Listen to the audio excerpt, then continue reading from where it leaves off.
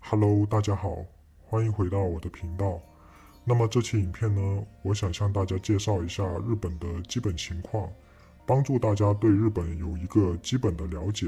那么不管你是即将来日本留学或者生活，还是说你的人已经在日本了，我觉得这些常识大家还是知道一点比较好。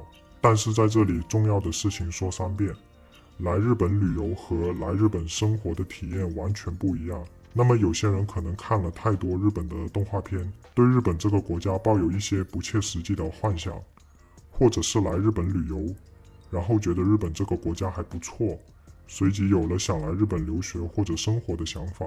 那么在这里我奉劝大家还是得仔细考虑一下，在深入了解日本这个国家之后，想一想日本到底适不适合自己，再做出深思熟虑后的决定。千万不要一时冲动做出决定。还有就是我一再强调的，大家一定要学好日语再来日本，能学多少就学多少，学得越多越好。那这个就是关于日本的一些基本概要，大家可以暂停来看一下。这里面的内容都是复制中文的维基百科，比较重要的地方我用红色去标记了。关于这些内容，我稍后会和大家一一的去详细说明。那么首先就是日本的国旗，日本的国旗叫日之丸，它就是这个样子。那想必大家也不陌生了。我觉得这个设计还挺好看的，因为我是属于那种简单就是美的派别的这么一个人。那不知道大家觉得怎么样呢？然后就是日本的国章，那么知道这个的人可能并不多。那么日本的国章是菊花纹章，它有16一重表局和16八重表局之分，那么这个就是16八重表局。那日本的护照上面印的这个文章就是16一重表局，然后是日本天皇的宝座，上面这个是16八重表局，接着是日本的一个寺庙，这上面的是16一重表局，还有就是日本的一艘船，那么这上面也是16一重表局。那么既然聊到护照了，那顺便说一下日本的护照在世界的排名。那么这个是亨利护照指数在2022年第3季度的排名，日本是排在第1名。日本的护照已经连续好几年都蝉联第1了。不过听说今年好像日本护照的排名下降了，因为有几个国家撤销了对日本的免签。然后红色标记的就是 G7 国家的护照排名，蓝色标记的就是在亚洲的一些主要国家或者地区的护照排名。那么关于这个排名，大家也可以自己暂停来看一下，我这里就不做过多的赘述了。然后就是日本的国歌，那么日本的国歌歌名叫《君之代》，那么它的歌词就是这里显示的这样，大家感兴趣的话可以上 YouTube 去检索来听一下。然后就是日本的官方语言，那当然就是日语。那么这个就是日语的平假名的50音图，那么这个就是日语的片假名的50音图。然后是日本的首都，那么大家可能以为日本的首都是东京，其实从事实上来讲确实是东京没有错。不过日本的首都在过去很长一段时间里都是京都，就好像中国在元明清以前的皇都基本上不是长安就是洛阳，现在的长安和洛阳都已经被戏称为废都了嘛。日本在法律层面上并没有定义哪里就是日本的首都，实际上天皇在哪里，哪里就是日本的首都。所以说很多京都人就认为，现在天皇只不过是暂时临幸东京而已，总有一天天皇还是会回到京都的。这是很多京都人在心里面都是这么认为的。那么东京的样子就大概是这样，其实和世界上很多超大型城市的样子都差不多，基本上就是高楼大厦、车水马龙、灯红酒绿。然后就是日本的国土面积，大约有37.8万平方公里，差不多等于10.5个台湾，那么和德国是差不多的，也和中国的云南省是差不多的。那么日本的国土面积在全世界能排到第61名，如果把日本的地图放到欧洲来看的话，大概就是这个样子。然后就是日本的人口数量有12484万人，大约就是12000多万人了，约占世界总人口的1.6%。那么日本每5年就会进行一次国势调查。那么第一回的国势调查就是在1920年，第21回也就是上一次的国势调查是在2020年。如果大家今年或者明年会来日本留学或者生活的话，那么下一次国势调查就是在2025年，那么大家就会收到来自日本政府的国势调查的文件。那么这个调查是必须要做的，大家千万不要忘记了。那么根据日本总务省统计局2023年5月1日的数据来看，日本的东京23区一共有976万人居住。如果看整个东京都的话呢，就是有1403万人居住。如果看整个首都圈的话呢，就是有3693万人居住。首都圈指的是东京都、神奈川县、千叶县和埼玉县。那么这个就是人口最多的前20个国家，日本是排在第11名。然后就是日本的人口密度是每平方公里345人。那么日本的人口密度在全世界的排名是第35名。如果我们只看日本东京23区的人口密度，那么就是每平方公里15553人，这个人口密度可以排在世界的第3名。如果我们是看整个东京都的人口密度，那么就是每平方公里6422人，那么这个人口密度也可以排在世界的第5名。所以虽然日本整体的人口密度并不大，但是东京的人口密度是真的大。现在的年轻人都会选择去东京打拼嘛，导致乡村的年轻人越来越少，老年人越来越多。日本又是一个高福利的社会，所以就导致有些地方政府甚至都财政破产了。这个是真实的案例哦，我记得好像是北海道的西章吧。大家有兴趣的话可以去 Google 一下相关的内容。说实话，东京真的是日本的大心脏，关西地区的京神版，也就是京都、神户、大阪加起来都赢不了东京。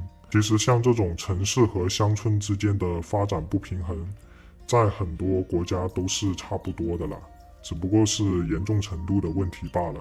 那么回到这幅图上来，世界上人口密度最高的国家或者地区分别有澳门、摩纳哥、新加坡、香港等等等等，都是一些人口众多但是面积极小的弹丸之地了。然后就是日本的国内生产总值，也就是我们经常听到的 GDP 了。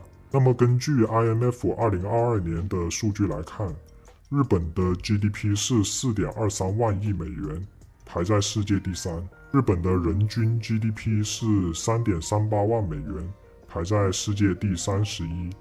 不过去年开始，因为日元的大幅贬值，导致日本很多统计数据都大幅缩水。因为统计数据基本都是按美元来计算的嘛。一般印象中，日本的 GDP 大概是5万亿美元左右。那么这幅图就是近30年以来 G7 和亚洲一些主要国家和地区的名义 GDP 走势图。大家可以看到日本的 GDP 近30年以来基本上就是在5万亿美元上下徘徊。如果我没记错的话，应该是和日元对美元的汇率走势图是高度相似的。也就是说，当日元走强的时候，日本按美元计算的经济数据就会好看一点，反之则亦然。也就是说，日本近30年以来经济发展几乎是停滞的状态。大家肯定听说过日本失去的10年、20年、30年，对吧？然后就是我们只看东京都的 GDP 的话，东京都的 GDP 能够达到1.335万亿美元，约占日本整体 GDP 的20.4%，也就是差不多1/5。虽然这个是日本总务省统计局在2020年公布的数据了，不过每一年的数据变化其实差别都不大。而且2020年公布的数据其实反映的是2019年的情况，大家也知道2020年开始到现在就是3年的疫情了嘛，世界各国的经济其实都受到不同程度的打击，所以我觉得疫情前1年的数据更具有代表性吧。然后这个就是近30年以来 G7 和亚洲一些主要国家和地区的人均 GDP 走势图，那么大家可以自己暂停来看一下，我在这里就不做过多的赘述了。然后是近30年以来 G7 和亚洲一些主要国家和地区的人均寿命走势图。那么日本人的平均寿命是 84.45 岁，在世界排名第3，前2名分别是中国香港和中国澳门。那剩下的国家的情况，大家也可以自己暂停来看一下，这方面就没太多值得说的了。然后就是日本人、中国人、韩国人和台湾人的平均身高，大家也可以比较一下。在这里先说句不好意思啊，我实在是懒得找资料了，我就随便在 Google 和中国的百度检索引擎上去找答案了。说实话，做这些影片收集数据的过程中，就让我体验到平时在大学里提交的报告或者论文所引用的数据来源也是这么一个收集的过程。毕竟我们读过书的人都知道，数据的来源必须是可靠可信的渠道，总不可能都是些什么抖音、公众号文章，甚至是维基百科这类没有公信力的媒体和网站，对吧？那么说回日本人的平均身高大概是1.72米左右，不知道各位有没有达到这个数，反正我是没有。我记得我来日本之前听说日本人普遍比较矮，我还以为来日本之后我就能找回自信心了，但是并没有。大家来到日本之后会发现日本人真的都不矮，有没有可能是我太矮了？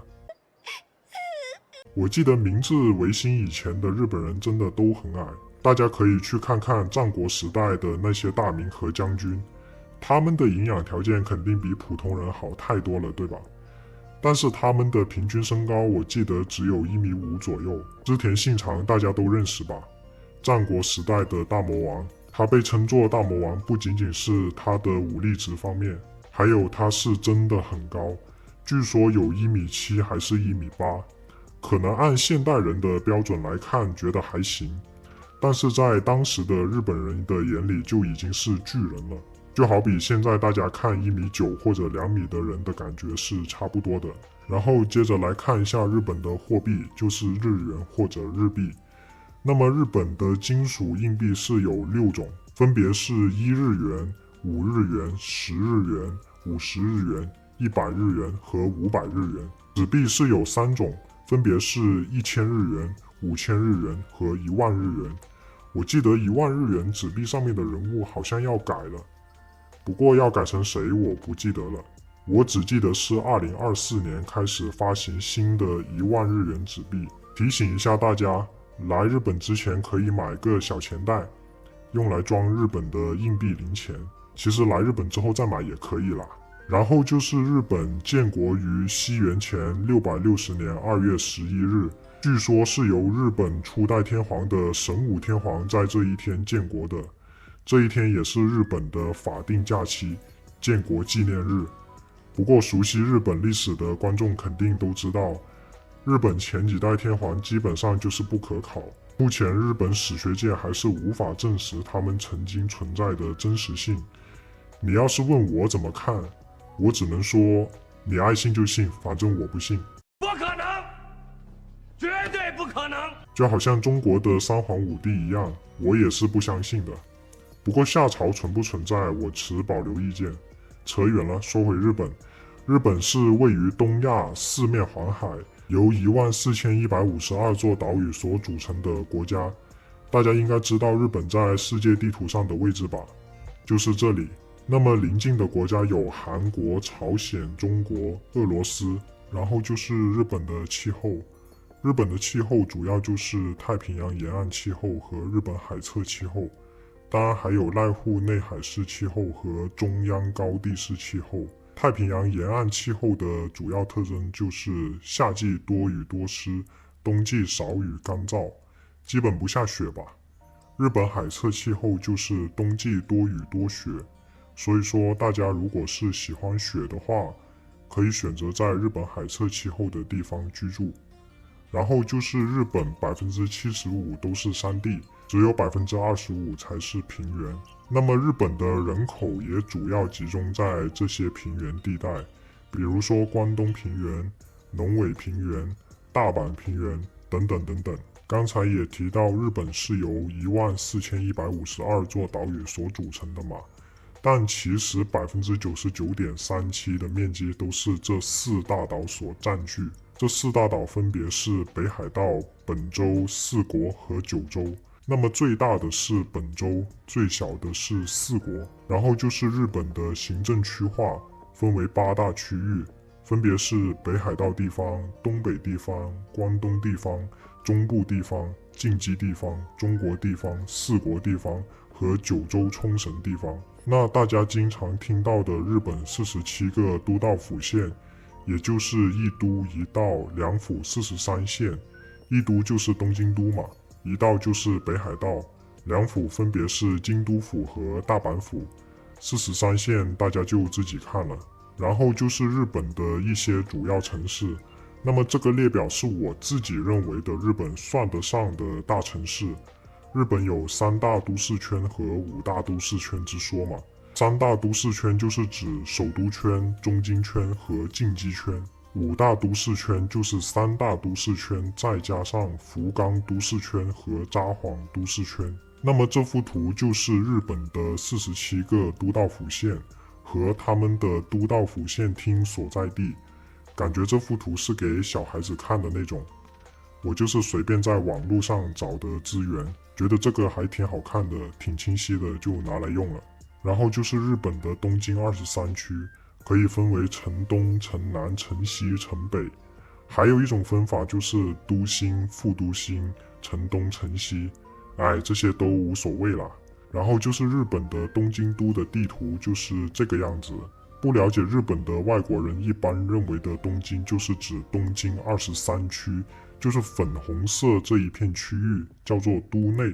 但是东京除了23区以外，还是存在大片的区域叫做都下，就是黄绿蓝这一片区域。顺便说一下，日本住在都内的人鄙视住在都下的人，当然这是开玩笑的啦，哪里都会存在鄙视链这种东西。大学也存在鄙视链，身高也存在鄙视链，当然社会上大家也是用开玩笑的心态来说的啦。其实在23区里面也存在着鄙视链，比如说住在都心的鄙视住在城东城西的，住在世田谷区的自认为是有钱人等等等等。世田谷ってどんな街ですか？やっぱりなんかこうリッチピープルみたいな。リッチピープル住もうと思うと、まあ私もそうですけど、聞いたことなかった。そんな安い金額じゃ住めない。頑張って働いてますけどだから。なるほど。格が違いますよ。格が違います。世田谷区民の自信はすごい。我听说中国北京住在3环以内的鄙视3环以外的是吧？那不知道大家生活的国家或者地区有哪些鄙视链，也可以在下方的留言区进行一个分享。然后就是东京23区的一些特点，我也是复制网络上的说法了，那么大家可以暂停来看一下，如果有说错的地方的话，也可以在下方留言区进行更正。然后就是日本的民族成分，日本的民族占比绝大多数是大和民族了，日本人就是自称大和民族嘛，就好比中国人自称是汉民族一样。大和政权也曾经是日本历史上一个很强大的政权。那么在日本除了大和民族以外，是有其他少数民族的，那就是阿伊努族和琉球族。虽然没有中国55个少数民族这么多了，那么居住在日本最多的外国人是中国人，然后是越南人、韩国人、菲律宾人、巴西人、尼泊尔人、印度尼西亚人、美国人、泰国人，最后是台湾人。然后说一下日本的教育制度，日本的学校体系就是这个样子，6岁以前是就学前教育，也就是幼稚园，6岁到12岁是初等教育，也就是小学， ，12岁到18岁是中等教育，也就是中学，其中中学又分为中学校和高等学校，也就是初中和高中了。那么日本是直到初中都是义务教育，然后是高等教育，也就是大学、修士、博士。修士也可以被称作博士的前期课程。那么根据日本内阁府男女共同参画局2020年的统计数据，日本的高等学校进学率男女都达到95%以上，日本的大学进学率男女都达到50%以上，男生稍微高一点。那么这个数据我记得我写一篇报告的时候，还有一次发表演讲的时候有引用过，好像是讨论日本人为什么越来越迟结婚。其实这个现象在发达国家都是普遍存在的。当然回到正题，那么还有一点大家需要注意的是，日本的新学年是从一年的4月份开始的。日本和全世界主流的9月份开始新的学年不一样。大家去看日本企业的财报也会发现，日本的财年是前一年的4月1日到今年的3月31日，这和全世界主流的1月1日到12月31日也不一样。当然还有其他很多方面也是这种例子，那我就不一一举例了。其实日本政府也有考虑要不要跟国际接轨，把9月份定为新的学年。这个话题在日本也引起广泛的关注和讨论了。我个人是不希望改的啦，我希望保留一些日本独有的文化吧，没必要什么都和国际接轨。之前在日本语学校那期影片里也有提到，日本是8、9月份放暑假，2、3月份放春假，其实在12月份到1月份会有2个星期左右的小寒假，然后就是日本的法定假期。大家也可以暂停来看一下，这里面提一下的就是天皇诞生日。现在日本的德仁天皇是在2019年登基的嘛，然后日本的年号也从平成改为令和。我估计德仁天皇还有20-30年才退位。为什么要说这个呢？因为这里面的法定假期，除了天皇诞生日以外，其他的几乎都不会有变动。如果下一任天皇的诞生日是挨着别的法定假期，又或者是挨着周6、周日，那么岂不是就会有一个小长假嘛？然后就是日本在5月份会有一个黄金周，就是连续好几个法定假期挨在一起，再加上周6、周日，那么就是一个小长假。很多日本的家庭会在黄金周选择去旅游度假，爸爸妈妈都不用上班了嘛，就可以陪伴小孩子出远门玩，去露营呀，去海边呀，去爬山呀，或者去一些旅游景点参观。大家如果这一周也去旅游景点玩的话，会发现到处都是人山人海。反正我是受不了那么多人的。再来讲一下日本的政治制度。日本的政治体制可以总结为君主立宪制和议院内阁制。君主立宪制指的是日本的君主，也就是天皇，作为国家的象征性元首，其权力受到宪法的限制。其实和英国的国王是一样的啦，说白了就是芭比娃娃小可爱。议院内阁制则意味着政府由议会选举产生，并且由首相，也就是内阁总理大臣领导。首相是国会多数党的领袖，其实和英国的政治体制是差不多的。日本是一个三权分立的议会制民主主义国家，其主权归于人民。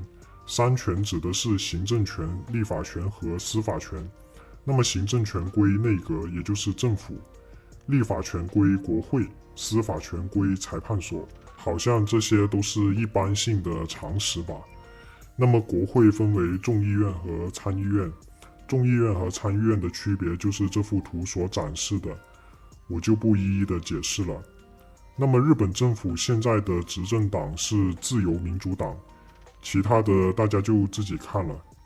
最后再来讲一下日本县政府的最高领导者吧。